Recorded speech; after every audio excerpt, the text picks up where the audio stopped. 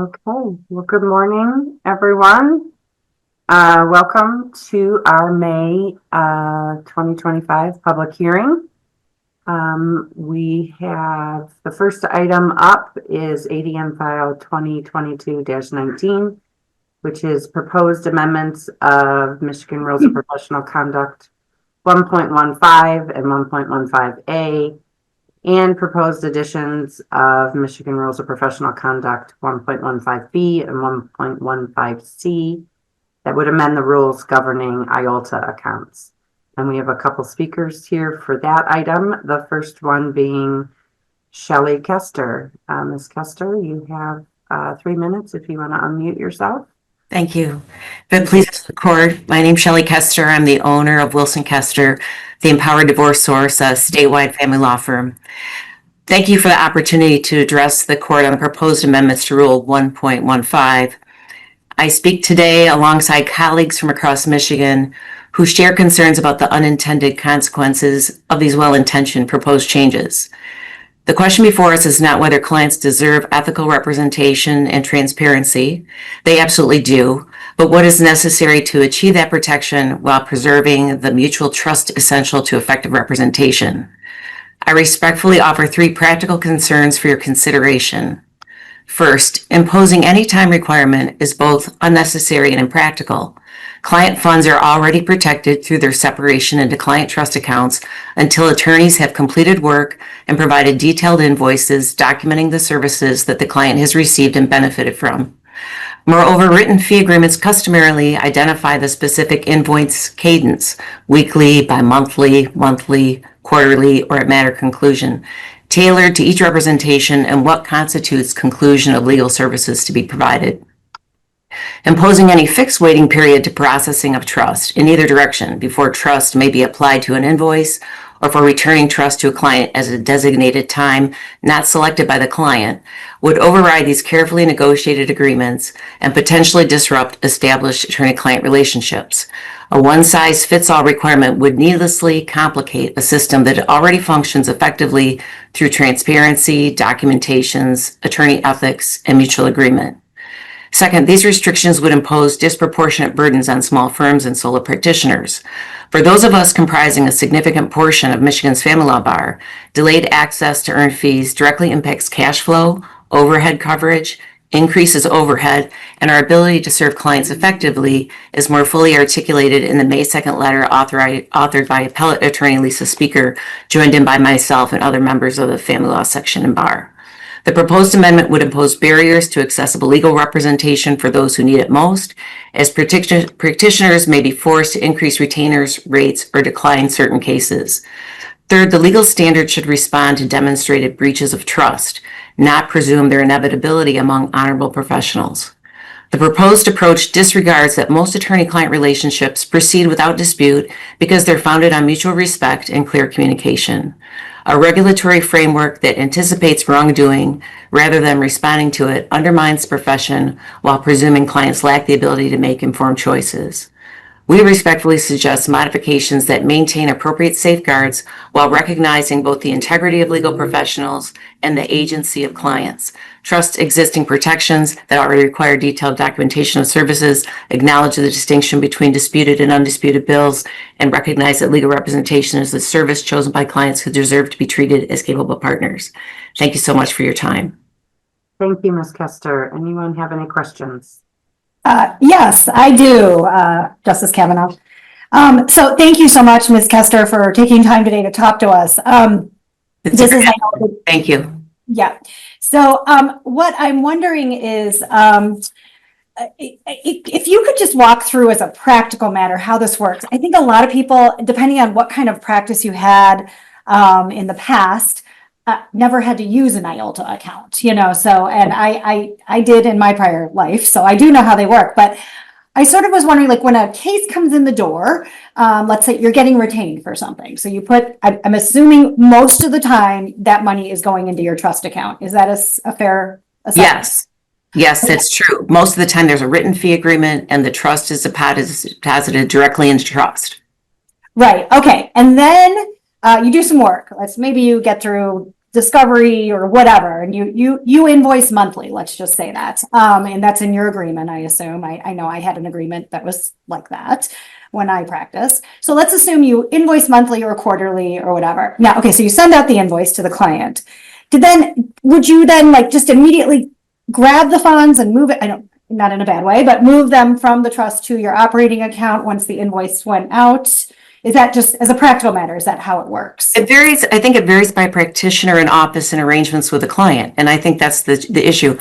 In our office particularly, we have a period for clients to review their invoice, and then there's a transfer. So we apply the trust, we hold the funds, we don't transfer them until there's a period of time for the client to review the invoice.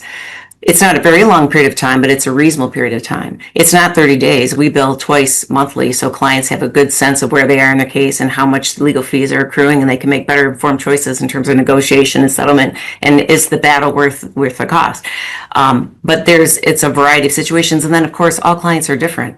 Some come with resources, some don't have those resources, some have certain cash flow periods, and there's an administrative burden of having to monitor the time frame of each of these different situations. So the concern we have, and is articulated really more fully in the letter from Lisa Speaker that I signed and joined in, really articulated some of the practical implications of this proposed change when I think it causes more trouble than help. And I did appreciate that letter. I thought it was very helpful. Thank you to everybody who worked on that. So in your view, if we just set a reasonable time period, that would solve the problem. And then of course, what's reasonable can, I suppose, depend on the circumstances. The comment concerns me because even though the comments aren't the rule, in practicality, they're viewed as the rule. And when a client complains, that would be in the comment. And then, as an older lawyer, I tell my attorneys that I work with, you're in the defensive practice of law. You need to be careful and protect your professional license. And it is not, when people are in emotional situations, they're not always the most effective problem solvers. And as the court knows, it's difficult. You have to protect yourselves. And so things that make the practice of law more difficult require more administrative burden, that sort of raise the suggestion that lawyers cannot be trusted.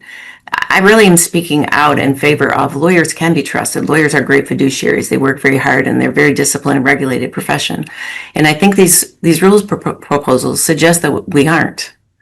And I think it undermines the trust in the profession, actually. So, and of course, I think Ms. Speaker is lined up to also speak to us. So, we should just not have any sort of number limitation on what is reasonable. Because I don't know the answer on this. I think it's more difficult. I apologize, Your Honor. I didn't mean to interrupt. No, you're fine. You're fine. I do think no time is appropriate. Clients have resources to, one, communicate to the law firm, and if the law firm wants to be successful, they're going to want to have happy clients.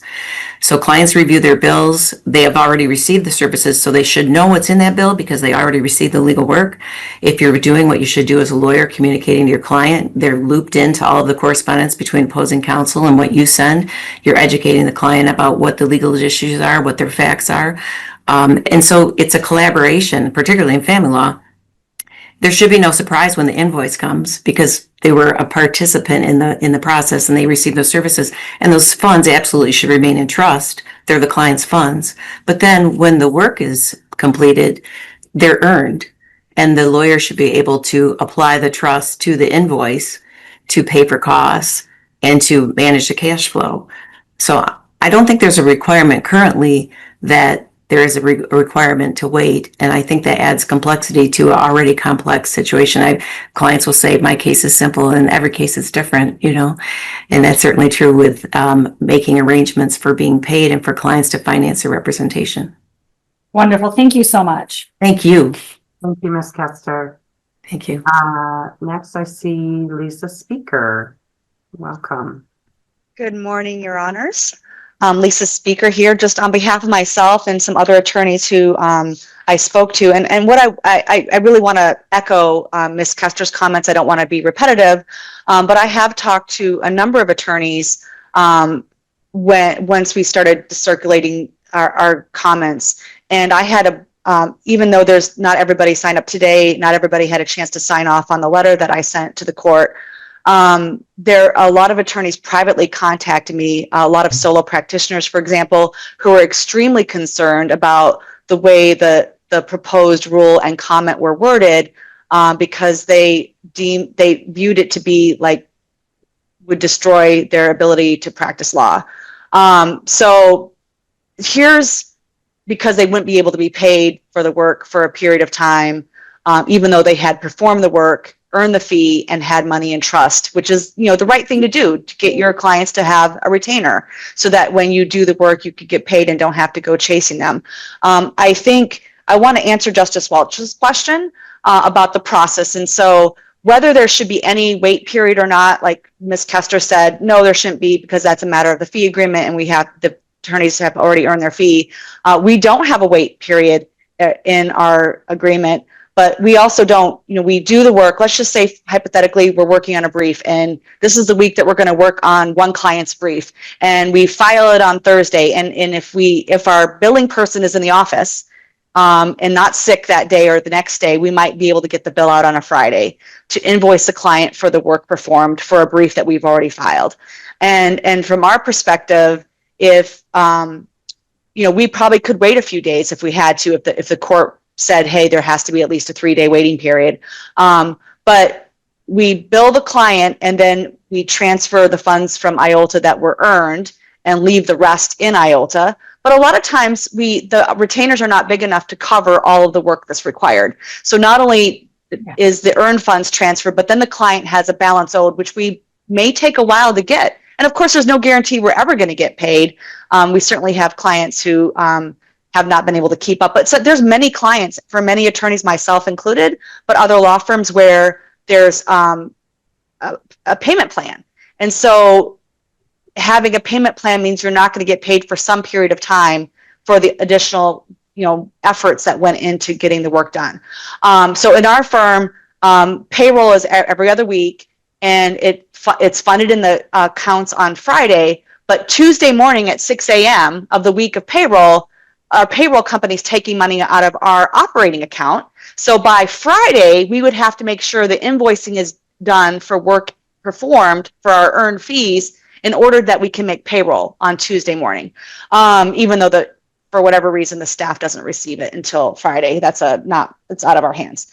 I think the real concern here is an access to justice issue, because if the way it's worded now would mean that we don't get to pay ourselves for the work that we've earned, and for clients who have retainers, we would not be able to have as many people on payment plans, because if those payment plans are going to stretch out what they owe over the course of a couple years or whatever, it's going to create a hardship on the firm, and it's also going to make us have to be more selective about which cases we take.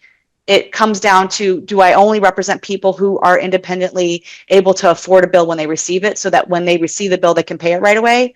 I don't know that this court wants us to have to do that. And I don't want to do that. I want to be able to represent people who might not otherwise have the means to pay for everything the day a bill comes due, because appeals take a lot of time. We represent, we do appointed work as well. There's things that I think we would be hampered in representing clients if this the way it's written right now would go into effect. And I apologize because I am definitely over time. Thank you, Ms. Speaker. We appreciate you coming here. Anyone have any questions? Yeah, I do. So Ms. Speaker, thank you so much for taking the time to pull a group together and offer input. Obviously, I was concerned last time we hadn't heard from enough of the people impacted. So I'm really, really pleased that we are hearing from people now. I appreciate the cash flow issue. As I recall, I remember there was also a giant quarterly tax bill due that sneaks up on you. A lot of people, unless you run your own firm, you don't realize how that works. And it could be a very, very big bill. So I recall that. So I wanted to shift a little from, I understand the concern about the invoicing and timing of when you can make the transfer out of the trust. I wanted to just shift to, is there ever a reason that, and maybe in family law, there just isn't a reason, but that the payment should not go in the trust account and really just goes right into operating? I'm just wondering, because I don't know the answer. So almost everything we do is because it's deposited into trust. The only time it would be if the client doesn't have money or retainer funds, and they receive a bill, let's just say they receive a bill for $1,200 because there's some court appearance, they have no trust funds, and then they decide to pay that, you know, they get the bill and they pay it within whatever time, let's say within a couple weeks. When that check comes in, or however it comes, you know, law pay or a check or cash, whatever the case may be, that is for not only work that was earned, but it's for work that didn't have a retainer. When that is received, that goes directly into operating. Otherwise, any cent, anything at all we get goes into trust, and it stays there until the fees are earned. Great, thank you. Appreciate that. Thank you. Thank you, Ms. Speaker.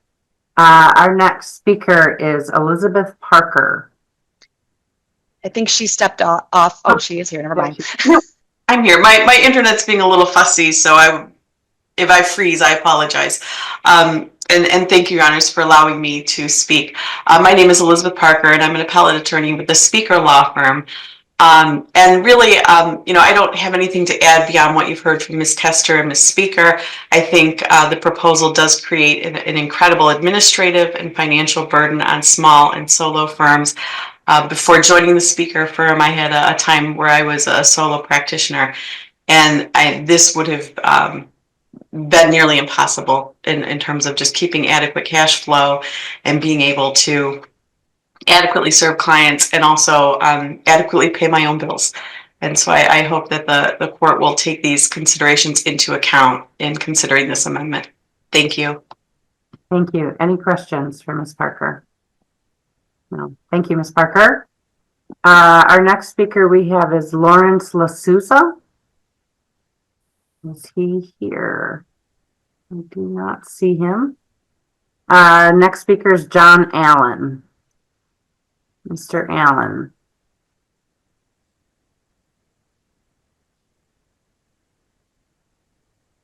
There he is. Sure, I got it to work. Good morning, Chief Justice Kavanaugh, members of the court. Thank you very much for the opportunity to be here and comment further.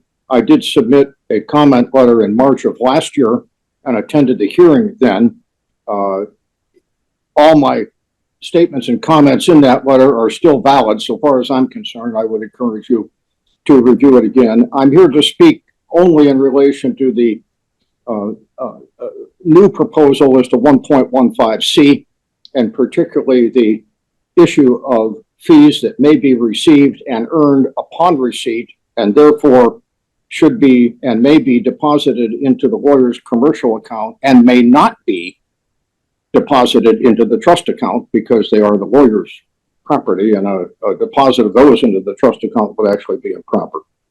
Many of the comments you've received more recently, I believe also are part of what is really a sub rosa effort to make those sorts of fees, particularly called non-refundable fees, per se unenforceable, and also to effectively amend Rule 1.5 as to fees, but to do it through 1.15 and the comments, and also to reverse this court's earlier decision in the Cooper matter, which again I think is just this is not the place to do that.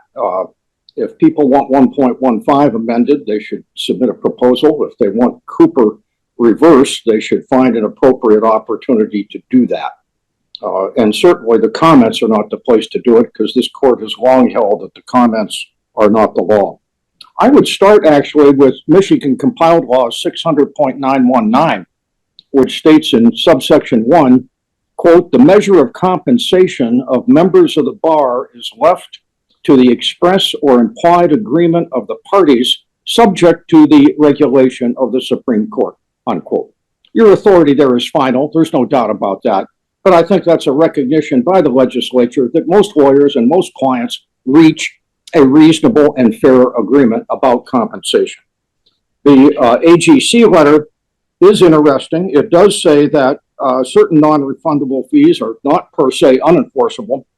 It agrees with the ABA that those fees still must be reasonable and non-excessive under 1.5. I do believe, though, one statement in that letter is wrong. It says that a fee under 1.5A2, that is one which precludes other employment, may never be itself the basis of a reasonable fee. And I just don't think that's true. I think any factor in 1.5 may satisfy the non-excessive requirement. Flat fees paid in advance of a first meeting should be permitted. I urge you to adopt the revised proposal. And if people want to change other things, they should submit a separate proposal for it. Thank you very much. Thank you, Mr. Allen. Any questions? I have some. Thank you, Justice Kavanaugh.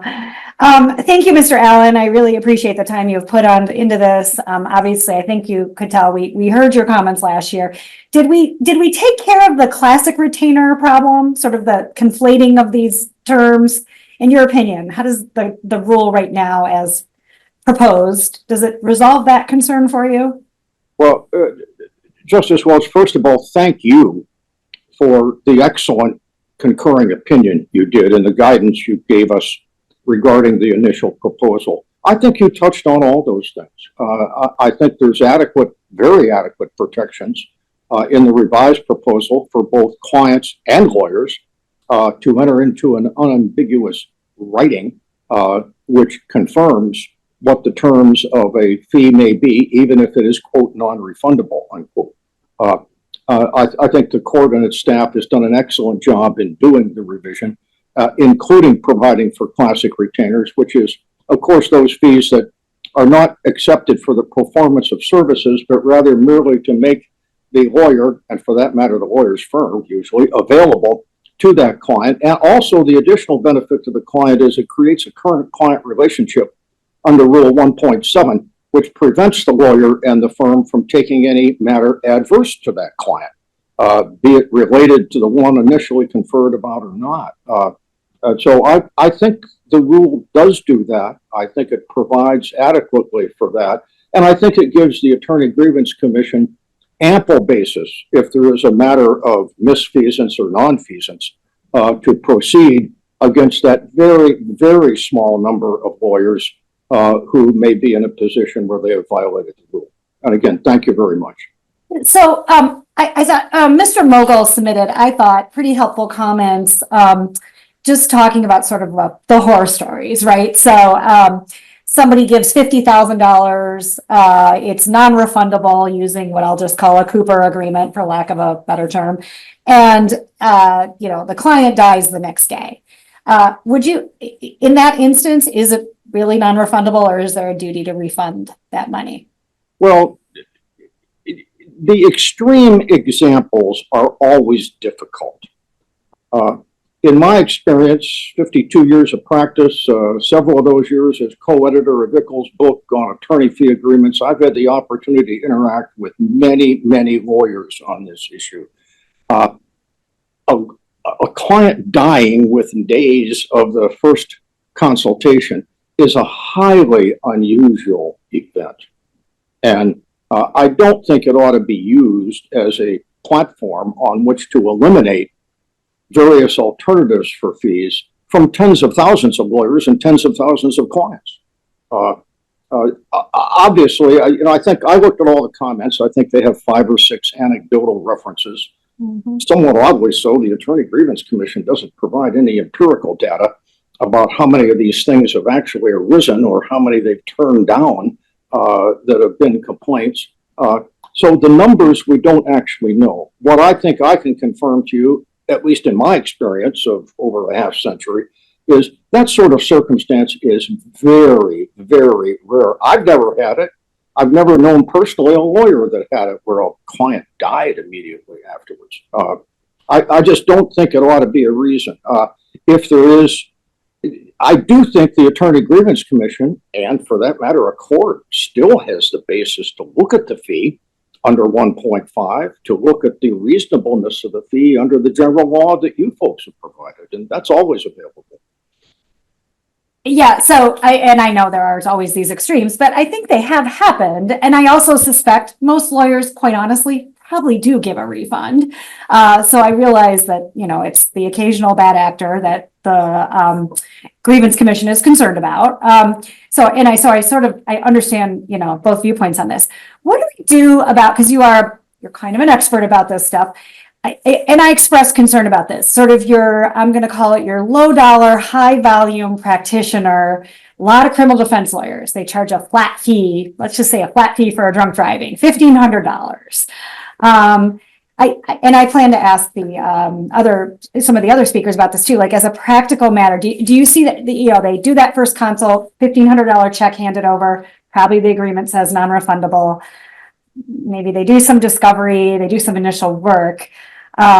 Should they have to refund some of that, or as a practical matter, I'm just sort of wondering how it works.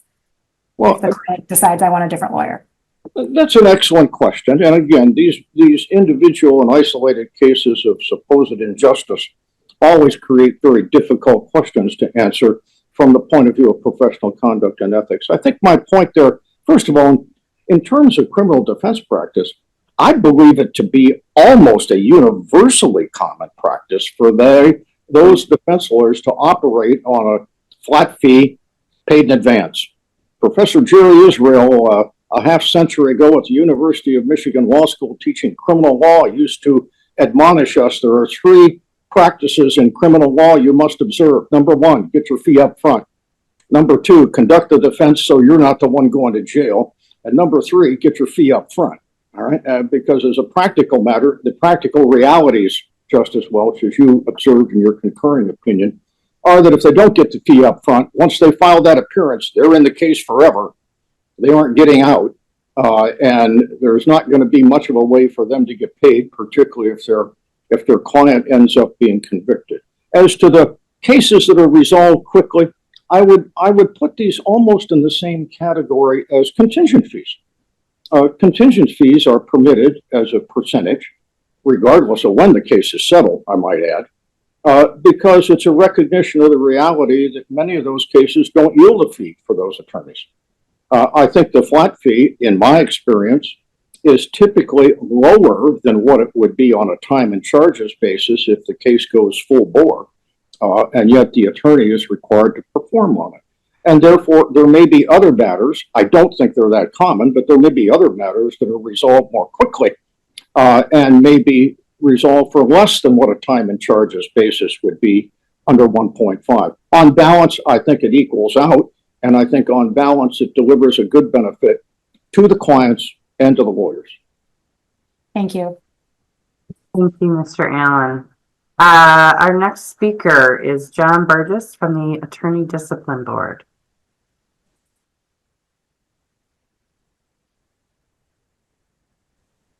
Morning. Good morning. Thank you, and if it pleases the court, I'm John Burgess. I'm the Deputy Director with the Attorney Discipline Board. I'd first like to thank the court and the justices for their attention and consideration of this important matter. Safeguarding client property and the measures taken by attorneys and required of attorneys while acting as fiduciaries for clients is a significant issue in the attorney discipline world and the discipline system. And the current version of 1.15 as it stands has proven inadequate and insufficient to address the complexities of the issue. As the court is aware, the board submitted detailed written comments on the proposed amendments in February of this year. And I appear today not necessarily to expand on those comments, but because this is an important matter of public concern, and as the adjudicative arm of the disciplinary process, we certainly wanted to appear today to address any questions the court may have regarding our comment, or the other comments submitted by other parties or who appeared today. With regard to our position regarding the amendments themselves, the board favorably views nearly all of the proposed amendments.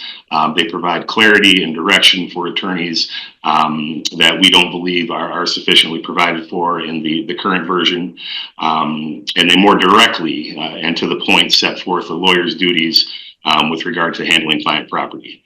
There was a significant exception noted in our comments, and that goes to the matter previously addressed by Mr. Allen. The board does not support the permissibility of non-refundable fees generally for both the policy and practical reasons that were set forth in our comments. Further and more to the point, the board believes that to the extent there's going to be a modification or amendment to the Michigan Rules of Professional Conduct to provide for the permissibility of non-refundable fees, the appropriate rule or venue for such an amendment would be 1.5. And Mr. Allen previously stated that it appears as though this is an attack on non-refundable fees using 1.15. I would turn it around and say it's more of an attempt to introduce the issue of non-refundable fees through 1.15 when a full exploration of the issues involved with non-refundable fees would more appropriately belong in 1.5, which deals with fees generally. So that's the board's position. With regard to the other concerns earlier as to the other portion of 1.15C imposing a time requirement on attorneys to deem fees earned, I just want to note the 30-day requirement that is in the comments as it stands right now. That's a presumption of reasonable. That it doesn't have to be 30 days for a time period to be reasonable. And if, as stated in the other portion of the rule, if the client consents or discussions are had between the attorney and the client, any amount of time, up to and including 30 days, could be reasonable. So I understand Ms. Kester, I believe, stated that the comments sometimes become the rule, but the comment is clear that 30 days is not a requirement for reasonableness. So I appreciate the court's time and attention to this matter, and I'm willing to look forward to any questions you may have. Thank you. Any questions? I have a question. Thank you so much, Mr. Burgess. And there's a lot about what you have said I agree with. I understand there's been abuse. I understand people, need to hire a new attorney and an old attorney hasn't done any work and they can't get their money back. All of that makes sense. My only question for you is, what do we do about what I raised with sort of that low dollar, high volume practice, the $1,500 flat fee? I'm just wondering, as a practical matter, where maybe the defense moves very quickly. I mean, heck, there are attorneys who charge that much per hour, quite honestly, in the civil arena. So how do you parse out what that first consult's worth, and then probably the same day, maybe sending out a discovery request, calling the prosecutor, and maybe it's a quick deal done, by the end of the week. I don't know. And maybe that's based on their attorney's relationships and, how they advocate, whatever it is. I'm just wondering, I think it is correct. I think Mr. Allen is correct. I think most criminal defense attorneys are putting that money in their general account. They have that flat fee. They have the first consult. They get paid at the first consult, I think is pretty common. And they've had a consult. So how would that work under your scenario? I see it for higher dollar issues. I completely understand something that's going to potentially extend out a long time. Civil, I see it working very well. In the criminal context, I have a harder time parsing out how you invoice and parse out the value. And thank you for that question. And as I suspected you've picked a very good example to articulate how challenging this issue is. So I don't have a perfect answer. I would say that in that situation that you have identified, there is the ability for an attorney to set forth a flat fee for specific work to be performed. And even though it could create an odd situation where an attorney is literally creating an agreement just to detail that the flat fee cost for the consultation is $1,500, an attorney could do that and avoid any issues. Another way is that, if there's a consultation and the opening of a file, an initial conversation with a prosecutor, something of that nature, as you've stated, some attorneys charge $1,500 an hour. I'd say most don't, but even if the amount was $400 or $500, simply by billing for a couple of hours, under 2 or 3 hours under an hourly fee, they would have then earned that portion of the fee. So if it does, to avoid what we see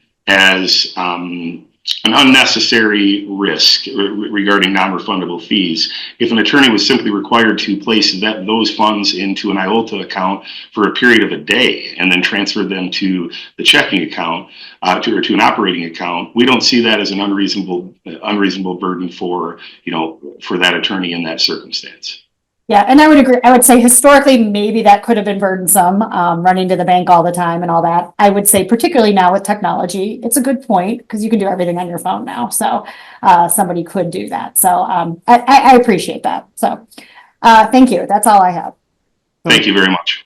Thank you, Mr. Burgess. Our final speaker on this item is Kimberly Uhuru from the Attorney Grievance Commission. Ms. Uhuru. Good morning, Justices and Chief Justice Kavanaugh. Thank you for the opportunity to address this revision. I know that the court has received numerous comments on this republished revision, and I think the number of comments alone underscores the importance of this rule revision to the bar.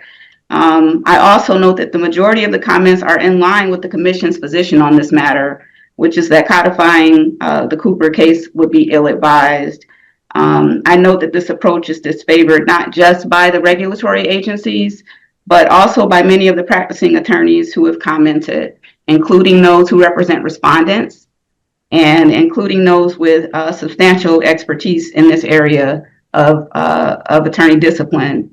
I think the main takeaway for the court that the Commission would like to offer is that non-refundable fee agreements really operate as a snare for unsuspecting clients, and especially in situations where the clients are not in a financial position to terminate the lawyer, or where they're facing delay or disruption of their legal services. And adding this language would also place Michigan in the minority of states with regard to regulating fees.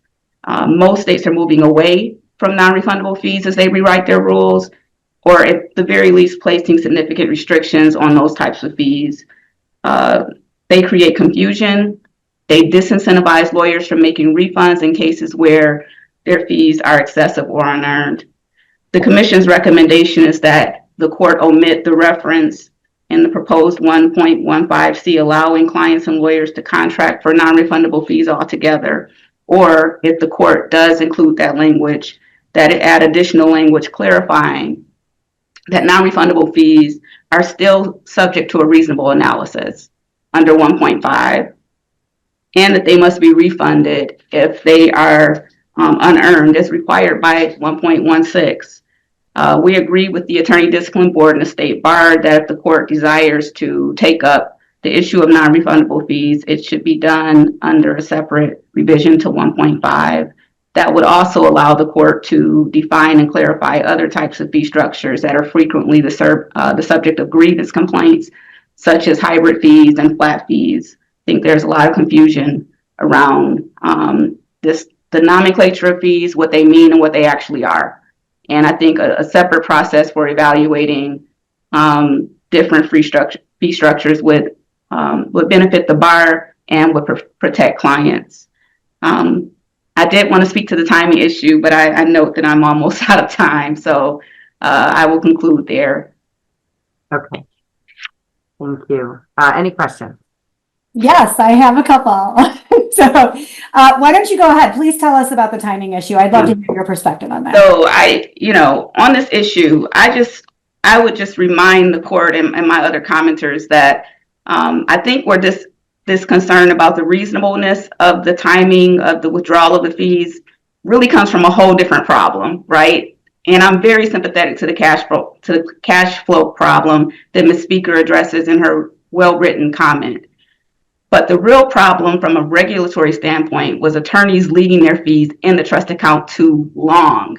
And what would happen was we would get a complaint, a trust account notice from the bank, which is required under our rules now. The trust account has a negative balance. And when we would bring the attorney in a sworn statement to ask about the fees in the account, we were trying to figure out, are these client fees or third-party fees that are being invaded, right? Is there a misappropriation problem? The attorney would always say, these are my own funds. These are earned fees. And what we would learn is that the attorney is just leaving the fees in the trust account indefinitely. And we actually prosecuted a case like that because we were concerned that the attorneys were leaving the fees in the account because they were treating the account as an operating account. So instead of moving the fees out, they were just leaving the fees there and using them to pay personal expenses and operating expenses. And in some cases, shielding the fees from creditors, from tax liens, from judgments and things like that. So that was the concern about wanting to have prompt removal.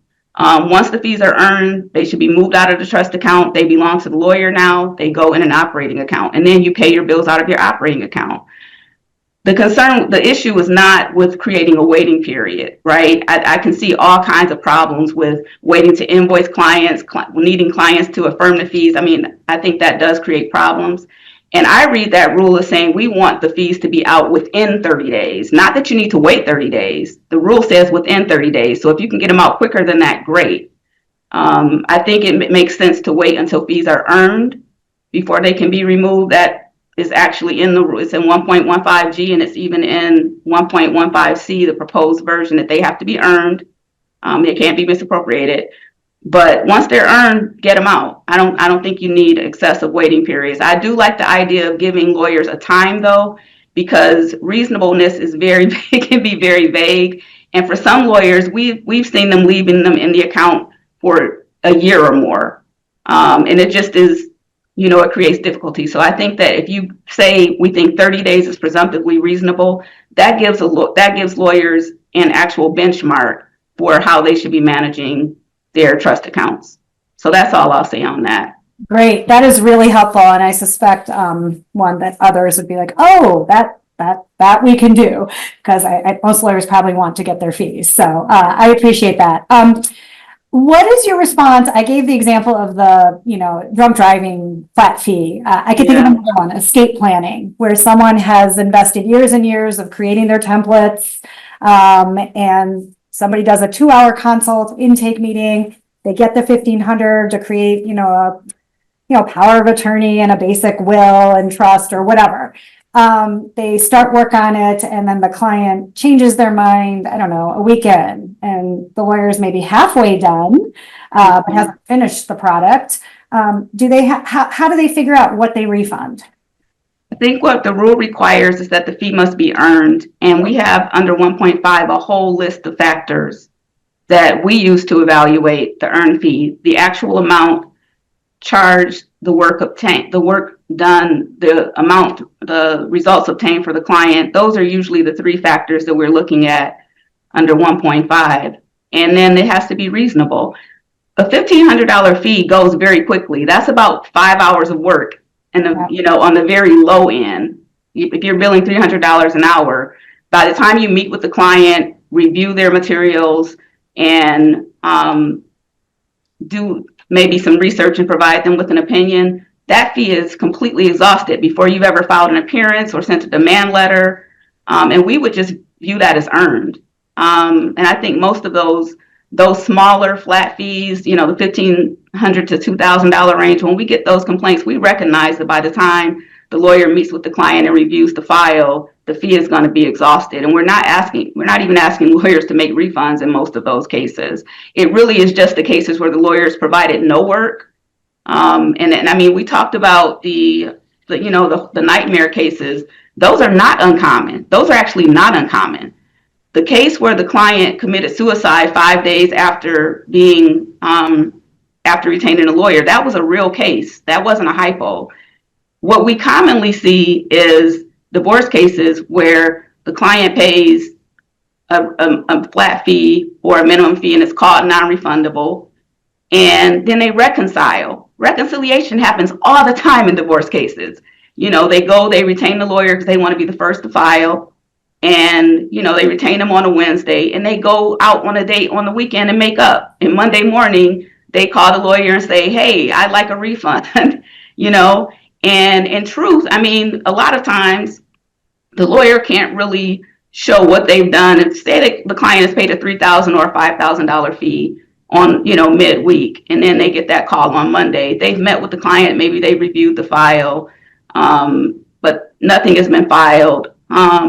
We would just be looking at the reasonableness. We might be asking for a partial refund in that case, but really we just want the unearned amount to be refunded. Certainly they can keep their consultation fees. Certainly they can keep, anything that they've billed for up to that point. We wouldn't, we ask them to show the work, provide the file, and give an itemization.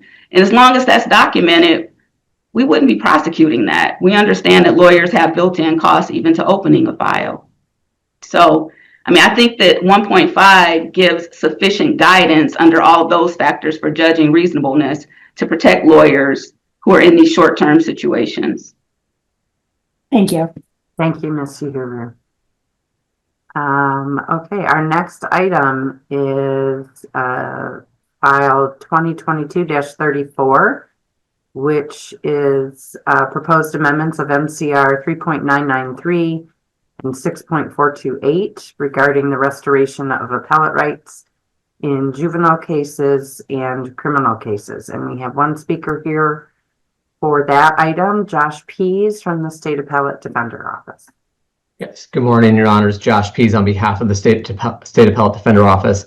I'm here this morning to speak against the imposition of time limits for requesting the restoration of appellate rights for both children and adults. We fully supported the earlier iteration of this ADM, which would have allowed for restoration of appellate rights for children in juvenile delinquencies, an important step in ensuring that children have the same access to courts that adults do. We continue to support the expansion of a procedure for restoring appellate rights to juvenile court proceedings and believe that this court should adopt the original version of this ADM. We at SATO believe that the proposed timelines in the current ADM will reduce access to justice for adults and children alike. As we noted in our written comment, there are several potential barriers which can inhibit a person from exercising their right to appeal. That may be due to an appellate attorney taking no action on their appeal. It may be due to issues with mail in and out of the Michigan Department of Corrections. It may be that the person has intellectual or developmental disabilities that limit their ability to understand their rights and advocate for themselves in a timely manner. It may be that court staff misplaced a timely filed request for appellate counsel form. As it pertains to juvenile delinquencies, we will never know how many children were never even informed of their appellate rights, as courts were not required to advise them of such until 2023, despite children having greater opportunities for appeals by right than adults.